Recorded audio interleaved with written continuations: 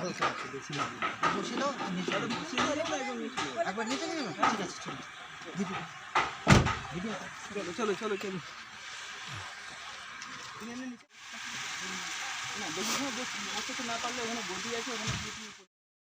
নমস্কার বন্ধুরা, কেমন আছেন? আশা করছি সবাই ভালো আছেন। আর আজকে যাচ্ছি আমি প্যারোট দীপঙ্কর দার সঙ্গে দেখা করতে। ওখানে প্রোগ্রাম আছে, তাই আমার মতো অনেকেই প্রতিবন্ধীরা আসবে, তাই প্রথম থেকে শেষ পর্যন্ত দেখতে থাকুন বন্ধুরা।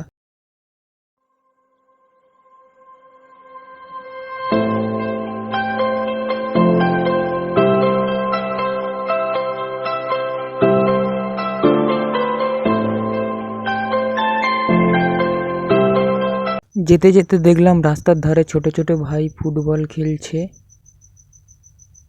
চলে এসেছি এখন নেত্রা রেল লাইনের কাছে। দেখতে পাচ্ছেন এই রেল লাইন, আর ওই বোর্ড লেখা আছে নেত্রা।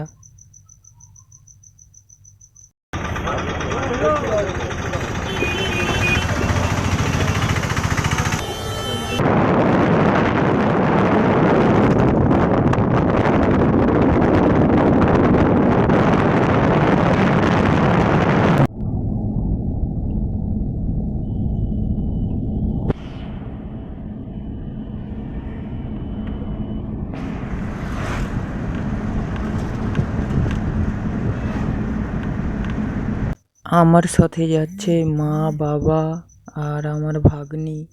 আমরা তিনজনই যাচ্ছি।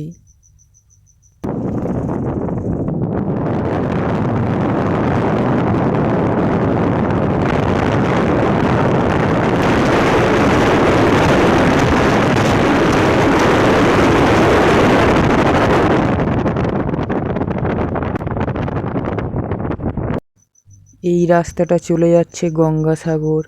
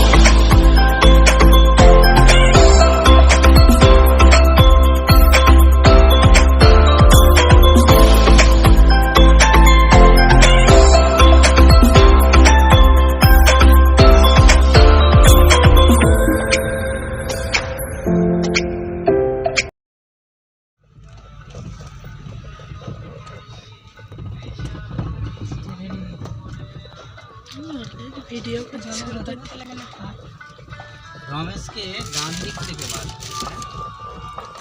ওই এই দিকে না ওই সাইডে ডান দিক যাও, তোমরা নেমে যাও। দাও নিচে তপনদা নিচে বসতে পারবে না চেয়ারে? আচ্ছা বাবু একটা চেয়ার রেডি করে দাও ওখানে, চেয়ারে ভাইকে বসাতে হবে আর কি। আমি এখানে চেয়ারে বসে চেয়ার ধরে নিয়ে চলে যাবো। হ্যাঁ, দাঁড়া 1 মিনিট। আমি বলি এমনি চাচিয়ে নিলে হয়ে যাবে। না এই সাদাটা দেওয়া যাবে না। আচ্ছা ঠিক আছে, তুমি কভারটা খুলে নাও। ঠিক আছে তুমি চিন্তা করো না। চলো কাঁধে হাত দাও। আরে মা ঠিক আছে, তুমি কাঁধে হাত দাও। আচ্ছা দাও। কাঁধে হাত দাও না। আস্তে আমি তুমি হালকা আছে বেশি না। বসে দাও, নিচে চলো বসিয়ে দিলে না একদম নিচে। একবার নিচে গেলে ঠিক আছে চলো। ভিডিও চলো তুমি এমনি নিচে বসতে পারবে না?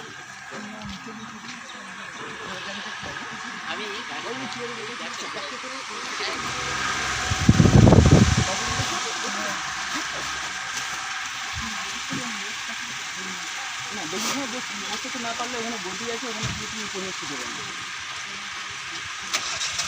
আচ্ছা বসুক দাদা, অসুবিধা হলে তখন যেমন হবে যখন তোমার অসুবিধা হবে বলবে। যখন অসুবিধা হবে तो बता था जैसे इस भाई के बारे में तमन्ना भाई को पता था कि इनका ऐसे हालत है तीन डेट से हो चुका है और देखेंगे तो जैसे अभी खाली जैसे देखेंगे तो देख नहीं पाएंगे।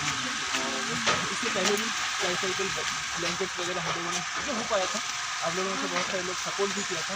कुछ पैसे फंड भी हम लोगों ने दिया था और भैया का जो इच्छा था हमको देखने के लिए जब भी फ़ोन करते थे ये दीपंकर दा आपको एक बार आओ। हाँ तो जाने का प्रोग्राम था, लेकिन यहाँ का जो काम चल रहा है ना नया फंड का, इसलिए तो इसी के लिए आज इनको बुलाया और फाइनली गाड़ी के लिए মানে কেউ পাশে নেই, সুখের সময় সবাই থাকে, দুঃখের সময় কেউ থাকে না। भाई মানুষ মানুষের পাশে দাঁড়াবে, ঠিক আছে। 100-র মধ্যে 90% তো থাকে না।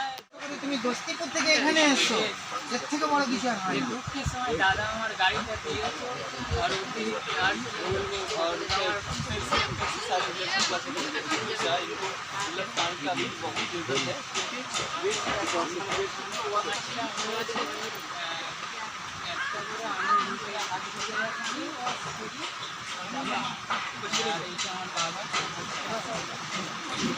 हाँ भैया बोल रहा था कि आप ऐसे सपोर्ट के लिए इनके साथ वीडियो बनाओ ताकि देख के আমি আর মা बाबा ছাড়া কেউ নেই আমার। মানে এখন আমার এখন এই টাইমে আমি মা বাবাকে দেখবো সেইটা एक्चुअली बहुत सारे लोग हैं हम लोगों के साथ अरे अनेक लोग আছে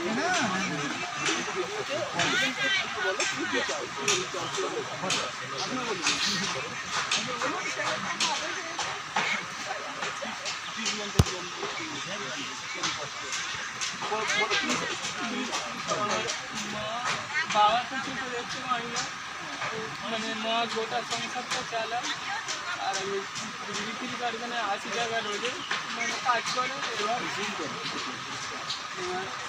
ওই টাকায় আমার ওষুধ সংসার কী করে চলবে সেই কথা 80 টাকা।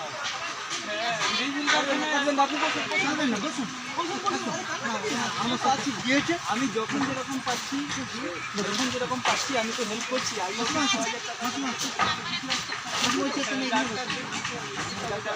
আমি আরও চেষ্টা করবো এই কয়েক লক্ষ অডিয়েন্স দেখছে, ওনাদের মধ্যে অনেক মানে ভালো মনের लोग আছে।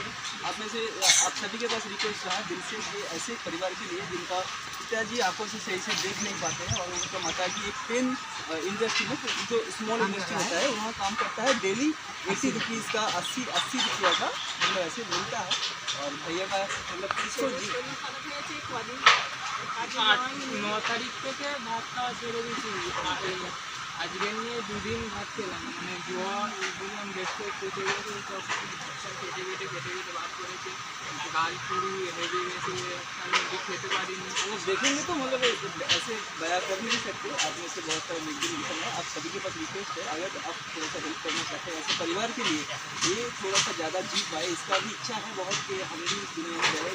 ये सुंदर सा दुनिया को छोड़ के कौन जाना चाहता है, लेकिन इनका मन में ये आ गया था कि ज़्यादा दिन तक आप यहाँ रह नहीं सकते। इसी के लिए जब से परिचय हुआ है, बात करते करते मैं फील कर पाया।